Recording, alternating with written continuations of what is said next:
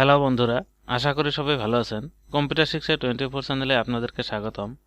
আজকের ভিডিওতে আমি আলোচনা করব আমরা কিভাবে একটা ফোল্ডার তৈরি করতে পারি এবং ফোল্ডারটা আইকন চেঞ্জ করতে পারি।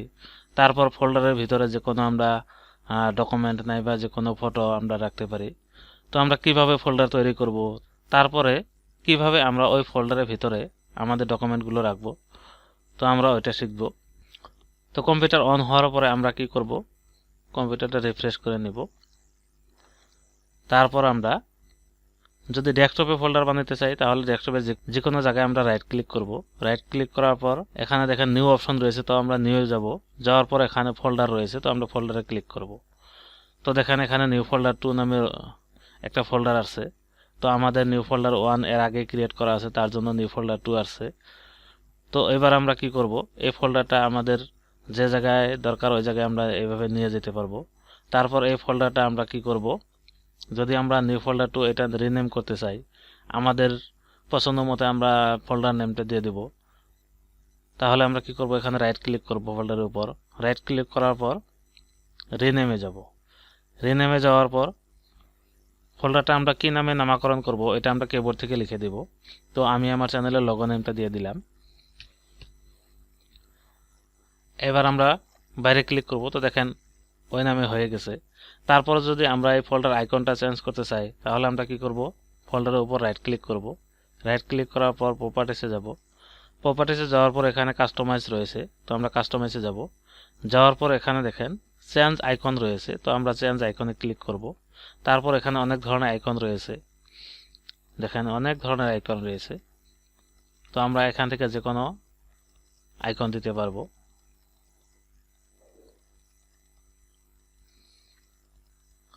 ধরে নিলাম আমরা এই আইকনটা দেব।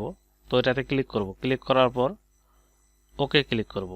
তারপর এখানে অ্যাপ্লাই করব। তারপর ওকে ক্লিক করব। তো দেখেন আমাদের ফোল্ডার আইকনটা চেঞ্জ হয়ে গেছে, আমরা যেটা নতুন করে দিলাম ওই আইকনটা হয়ে গেছে। এবার আমি আপনাদেরকে দেখাবো এই ফোল্ডারের ভিতরে যদি আমরা কোনো ডকুমেন্ট রাখতে চাই তাহলে আমরা কি করব, এই ফোল্ডারটা ওপেন করে নিব। তো এই পেজটা আমরা একটু ছোট করে নিব। তো এখানে রেস্টোর ডাউন লেখা রয়েছে, তো আমরা কি করব, রেস্টোর ডাউনে ক্লিক করব। তারপর এই ফোল্ডারটা একটু সাইডে রাখবো। এবার আমরা আমাদের ডকুমেন্ট কোন জায়গায় রয়েছে আমরা ওই জায়গা থেকে ডকুমেন্ট নিয়ে আসব। তো আমরা দিস পিসিতে যাব। দিস পিসিতে যাওয়ার পর এখানে আমাদের ডকুমেন্ট যেটা ফোল্ডার রয়েছে ওইটা ওপেন করে নেব। ওইটার থেকে আমরা ডকুমেন্ট নিয়ে যাব। তো ডকুমেন্টস ডাবল ক্লিক করব না, এবার রাইট ক্লিক করে ওপেন মারব।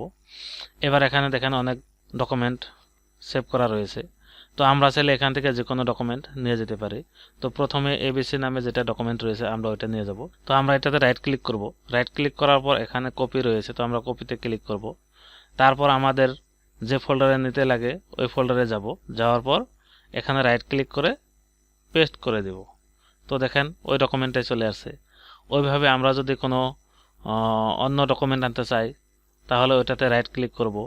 তারপর কপি করে নিউ ফোল্ডারে আমরা যেটা তৈরি করলাম ওইটাতে যাওয়ার পর এখানে রাইট ক্লিক করে পেস্ট করে দেব। তো আমরা যদি কিছু পিকচার আনতে চাই তাহলে আমাদের পিকচারটা কোন ফাইলে রয়েছে ওই ফাইলে যাব। তো আমরা এটা কেটে দিলাম। কেটে দেওয়ার পর আমাদের এখানে দিস পিসিতে যাওয়ার পর তো আমাদের পিকচার কোন ড্রাইভে রয়েছে বা কোন ফোল্ডারে রয়েছে ওইটাতে যাব। তো আমাদের এখানে এই ড্রাইভে রয়েছে, তো আমরা এখানে এই ড্রাইভে যাব। এই ড্রাইভ ওপেন করার পর এখানে ফটো নামে একটা ফোল্ডার রয়েছে দেখেন। তো আমরা এই ফটো ফোল্ডার থেকে ফটো নিয়ে যাব। তো ফটো ফোল্ডার ওপেন করব। ওপেন করার পর এখান থেকে আমরা বাছাই করে করে ফটো নিতে পারবো, বা এক সাইডে থেকে আমাদের কতগুলো ফটো নেওয়া দরকার ওগুলো সিলেক্ট করে ওইভাবে নিতে পারবো। তো আমরা এখান থেকে বাছাই করে করে নিব। ধরে নিলাম আমরা এই ফটোটা নিব, তো এটাতে ক্লিক করব। এবার কিবোর্ড থেকে কন্ট্রোল ক্লিক করে ধরে তারপর কোনটা লাগে ওইটাতে ক্লিক করব। তারপর কোনটা নিব ওইটাতে ক্লিক করব। এইভাবে আমাদের যেটা যেটা পিকচার লাগে ওইটাতে ক্লিক করব। তারপর ধরে নিলাম এটা নিব, ওইভাবে আমাদের যে পিকচারটা নিব ওইটাতে ক্লিক করব। এইভাবে আমরা ক্লিক করে করে সিলেক্ট করব।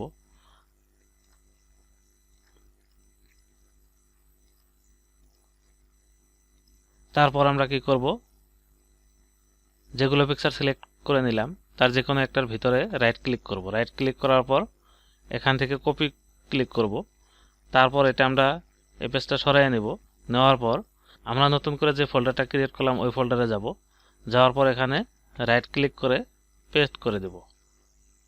তো দেখেন ওই ফটোগুলো চলে আসছে। তো তো আমরা এখান থেকে যদি ওপেন করতে চাই তো ডাবল ক্লিক করব। তো দেখেন ওই ফটোটাই ওপেন হয়ে গেছে। এইভাবে আমরা নতুন করে যে ফোল্ডারটা বানাইলাম ওই ফোল্ডারে যতগুলো ডকুমেন্ট বা যতগুলো ফটো নিয়ে আসছি আমরা এখান থেকে ওপেন করতে পারবো। তো এইভাবে আমরা চাইলে ডেস্কটপে একটা ফোল্ডার ক্রিয়েট করে ওইটার ভিতরে আমাদের ডকুমেন্টগুলো রাখতে পারি। তো এবার আমরা দেখব যদি আমরা কোনো ড্রাইভের ভিতরে বানাই তাহলে আমরা কি করব। তো আমরা দিস পিসিতে যাব, যাওয়ার পর এখানে আমাদের ড্রাইভগুলো রয়েছে।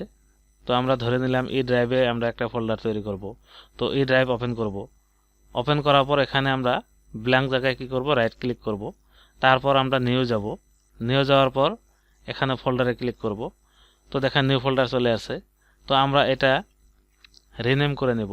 তো আমরা কি নামে এই ফোল্ডারটা নামকরণ করব ওই নামটা কিবোর্ড থেকে লিখে দিব। ধরে নিলে আমরা লিখে দেব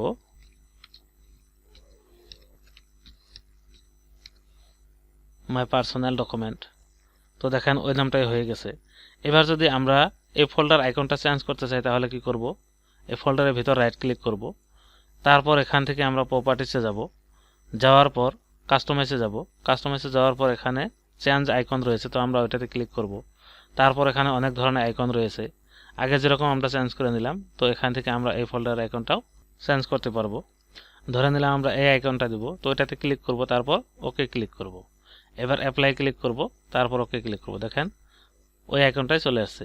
তো এইভাবে আমরা কোনো ড্রাইভের ভিতরেও ফোল্ডার তৈরি করতে পারি। এবার যদি এই ফোল্ডারে আমরা কোনো ডকুমেন্ট রাখি তাহলে কি করব, এই ফোল্ডারটা ওপেন করব। এবার এই পেজটা আমরা একটু অন্যদিকে নিয়ে যাব।